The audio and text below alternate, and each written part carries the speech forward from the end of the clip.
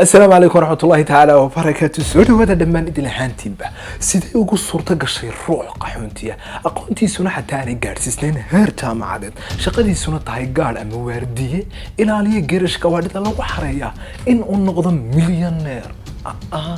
bilyaneer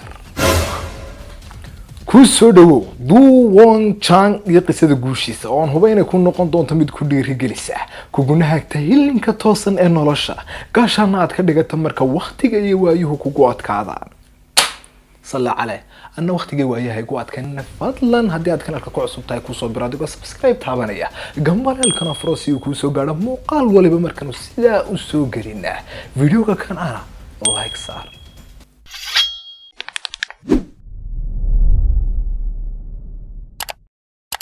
ما هتسند سولو هذا مرة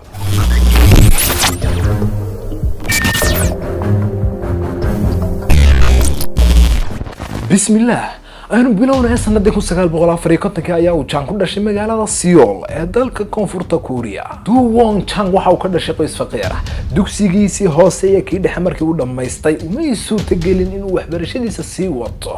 شاب قاك نعسها أودي سيدا تردد وحاو بلعب الشقاء يتعب معك حاجة يا مركي ورصدي أيا وبلعب الجناع سير سقوا فرت ملك فتيريا قولوا يبي شرابك يشاه سقوا الشقاء هي وقت جي ويهون ku adeegyihiin ayaa u jangdhiiraday kadibna waa u guursaday ay isku guursanay madarkayl wallahi waa tale wallahi maxay inay sugaysa walaalayaal waanu soo socnaa noo samra ala dhiirada rabo isaga iyo wadaad diirada uu guursaday oo ahayd mid fariidi waxa ay bilaabeen in ay yool iyo qorshe dejiyaan riyadooda koowaadna waxay ahaayeen in ay ka guuraan Kuuriya una taariibaan amaba ay u leelaan dhanka iyo dalka Mareykanka waqtigii iskuur maalin isu dhiibtay waxay urursadeen lacag xoogaya iyaga oo filiski iyo santiga walba soo galabana kaydinay markii ay lacagtii u gaadhayna waxay u huleeleen danka iyo dalka Mareykanka waxa ay degeen markii Mareykanka soo galeen magaalada Los Angeles afmay garaneen caqabad bay ahayd aqoon kale ma ilahay caqabad bay ahayd waxa ay gaadhay in ay waayaan waxa ay biishadaan iyo shaqo toona sida daraadeed in badan ayaa ay quudanayeen wixii yaraa ee ay ku soo urursadeen markay joogeen Korea Du Wong Chang waxa uu ogaa inaan xagla laaban xoolo ku iman sida daraadeed waxa uu huleelay in uu shaqo tago uu xoogsado muruqiisa la maalo muu soo helin hal shaqo laba saddex shaqo ayaa iska garab bilaabay abdiyarow adna habaradaag wax lagu taag laayahay niyo la fadhiga ka shaqayso ciidweyna shaqooyinku soo helay ma yahan inuu xafiisi maya waata koobaad waxa uu ka shaqayn galay kan shidaal laba waxa uu ka xamaalan jiray kafee meel lagu cabo ama cafeteria basadun garanayso waata saddexaad waxa uu hawaardiyay ilaaliye geerashka wadida lagu parking gareeyo صلى عليه وعد حمالنا يا ودقو انتو سيحن تريم ساعدون مالنتي والله قران مينو اين خسعون دو وون تشان نولاشا ادغاين اوران كره waxay ku suntan tahay daal kifaax iyo taab aad u tiro badan waxa uu ku jiray 4 sano kadib waxa uu bilaabay in uu ganacsado fikradda tan ah ee uu ku saleeyay in uu ku hal abuuro ganacsigiisa waxa ay uga timid waagii uu ka shaqayn jiray geerishkii lagu baarkin gareyn jiray gawaadhida ayaa mar walba uu yimaado ruux ama qof maal qabeena oo wata gaari kale arag ah sida Lamborghini, Mercedes, Ferrari, BMW gawaadhida noocaas waxa uu weydiin jiray hal su'aal oo aan labaad lahayn oo ahayd abtow maxaad ka shaqaysaa arinta la yaab kale waxay ahayd in boqolkiiba 90 dadkaas ay u sheegeen inay ka howlgalaan majaalka iibta dharka nasiib xumo laakiin Du Wong Chang haba yaraatee muu lahayn khibrad amaba aqoon la xidhiidha iibinta dharka sida daraadeed waxa uu bilaabay inuu wax akhriyo wax baaro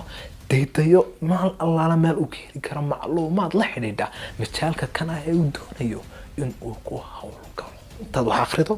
ayaad wax taqaanaa The more you read, the more you know. Chang markii uu isku tuumay in uu leeyahay aqoon uu ku bilaabi karo ganacsiga kan ah ayaa uu kiristay dukaankaana waxa uu keenay dharka lagu iibinayana waa dhar asal ahaan lagu soo farsameeyo dalka Korea nasiib xumo laakiin arrin niyad jabisay ayaabaa ula kulmay dukaanka kan ah uu Du Wangchang kareystay waxaa kaga horreeyay tirada 6 qof 6da qof dhammaantood waxay ka ganacsan jireen dhar dhammaantoodna waa ay ku fashilmeen oo waa ka No, God, please, no! No! No! awaysal waxaan oran karaa waxyaabaha ugu muhiimsanaa ragga u sababay in ay kacaan amaba ganacsigoodii ay ku fashilmaan waxaa ka mid ahaa dukaanka goobtu ku yaalo aan ahayn goob ku habboon ganacsiga waxaasi ah xaafad waxa iska ah xaafad dan yar oo ilaahay u siiyo iska ma sha Allah ilaa wad maaragta xogta taas oo Du Wangchang hore arrintii waxay noqotay arrin neetibisa hase ahaatee muu isdhiibin waxaanu bilaabay in uu ka faa'iideysto khibradihii dadkii hore ee kaga horreeyay dukaanka kan ah qaladaadkii ay ku dhaceen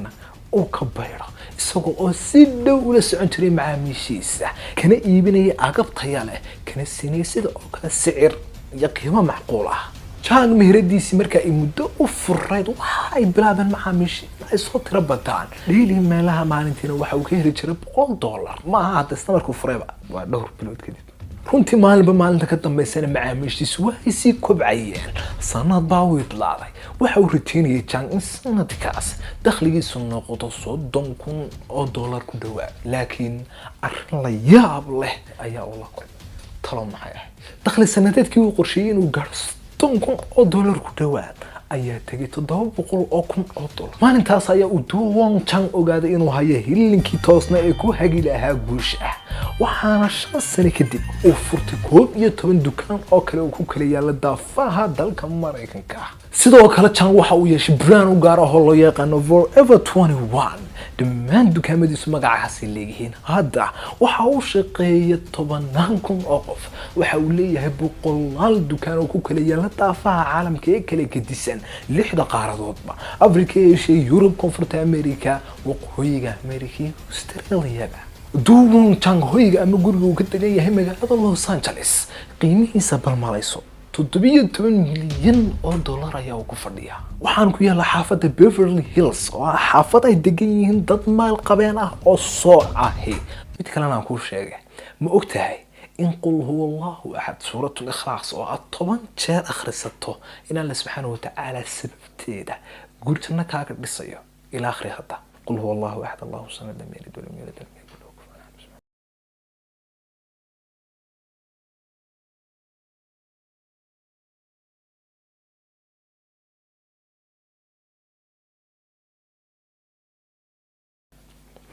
الله ينوفقه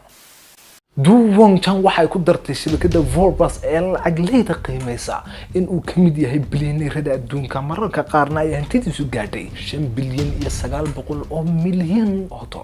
shaqaale hoosaad kaalin ka shaqeeya waardi ama waashmaan hadba sad u taqaano mudalab hudheelka xamaasha dhammaan shaqooyinka aadka u hooseeya marka loo eego halkan uu maanta taagan yahay ayaa uu Chang soo maray haddana ma celin waxaan ugu fiiyahay badan ay naga mid ah tusaale inagoo aan gaalnimadii kaga deynay laakiin kaga dayanayna wadada ay mahilinkaas u maray arsaaqda laakiin ilaahay baa bixiya idadaaliyaan inuu yaraa Instagram-kayga waa kan iskaga soo darsada aadna wad mahadsantiin muuqaalkeena maanta intaas ayaa ku egyahay nabaday wassalaamu calaykum waraxmatullaahi tacaala وبركاته